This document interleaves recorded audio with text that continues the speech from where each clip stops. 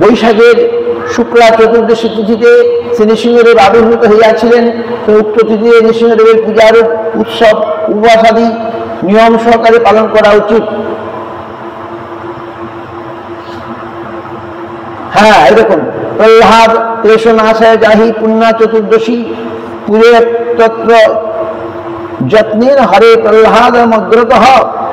প্রহ্লাদের ক্লেশনাশের জন্য যে পবিত্র চতুর্দশী তিথির উদ্ভব, সেই তিথিতে নৃসিংহ পূজার পূর্বে যত্নপূর্বক প্রহ্লাদের পূজা করা উচিত। বুঝতে পারছেন? আমরা যেমন আগে গুরু পূজা করি, সেরকম প্রহ্লাদের পূজা করতে হবে, তারপরে নৃসিংহের পূজা করতে হবে। আর যারা যারা উপবাস করেছেন তারা নৃসিংহদেবের কৃপা লাভ করবেন। কেন? এক সময় আগের জন্মে প্রহ্লাদ খুব খারাপ চরিত্রের লোক ছিলেন।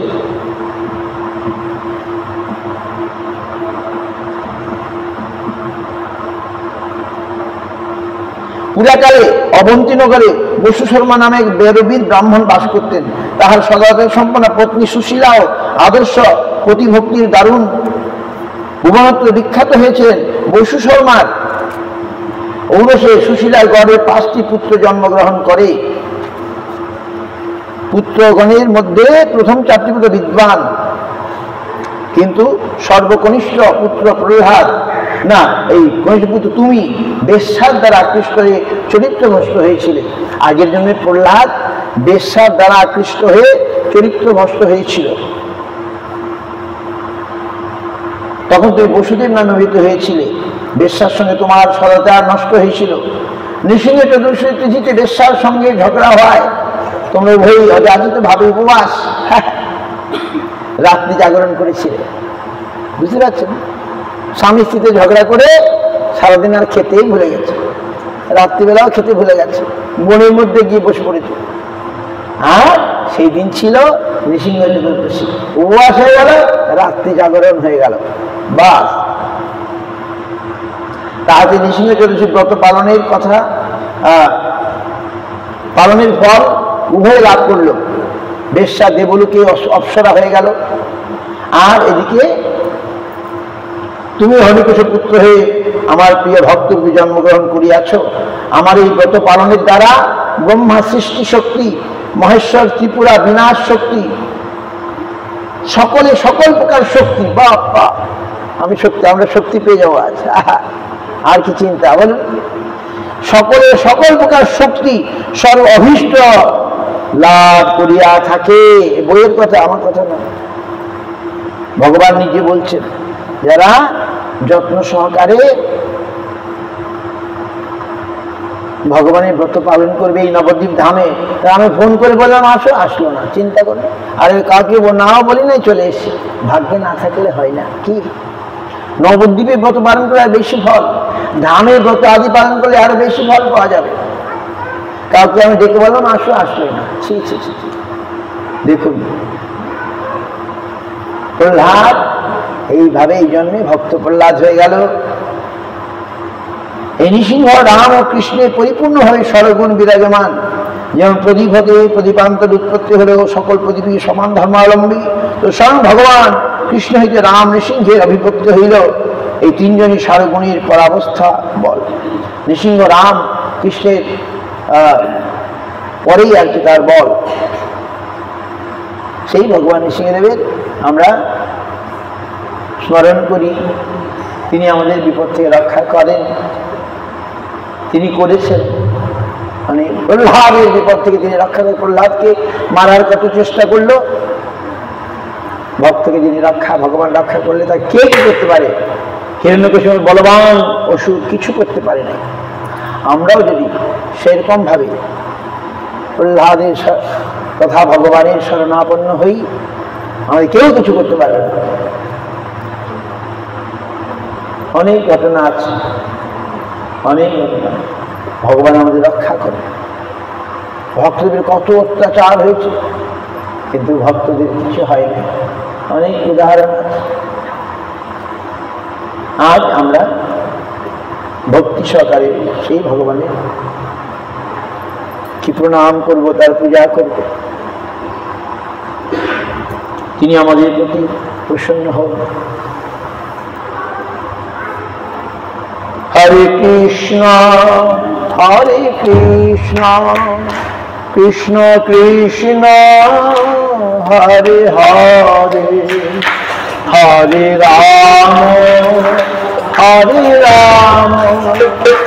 রাম রাম হরে হরে, হরে Krishna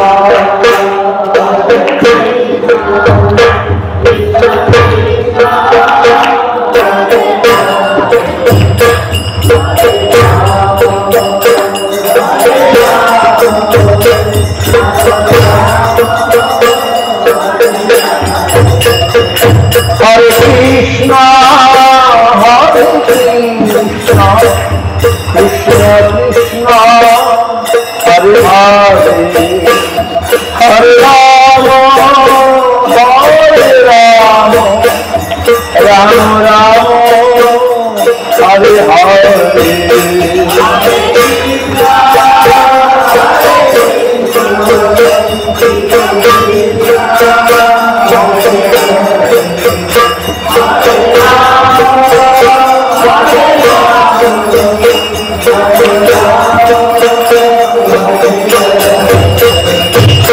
Hare Krishna, Hare Krishna, Krishna Krishna, Hare Hare, Hare Ram, Rama Rama,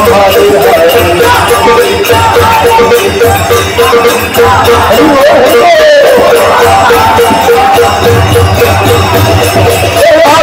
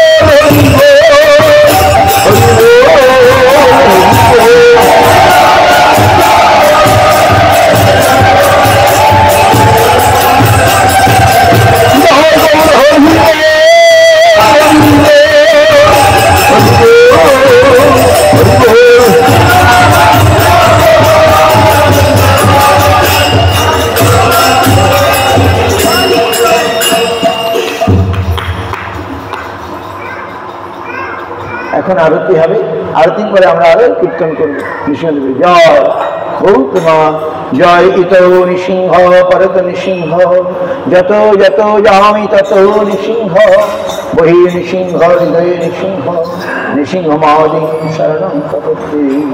namaste নরসিংহায় Prahlad আঘাত দায়িনে, হিরণ্যকশিপুর বক্ষ শিলা কঙ্কর খালয়ে। জয় নৃসিংহ শ্রী নৃসিংহ, জয় জয় নৃসিংহ, প্রহ্লাদ জয় পদ্ম মুখ পদ্ম ভৃঙ্গ, প্রহ্লাদ জয় পদ্ম মুখ পদ্ম ভৃঙ্গ, প্রহ্লাদ জয় পদ্ম মুখ পদ্ম ভৃঙ্গ, প্রহ্লাদ জয় পদ্ম মুখ পদ্ম ভৃঙ্গ।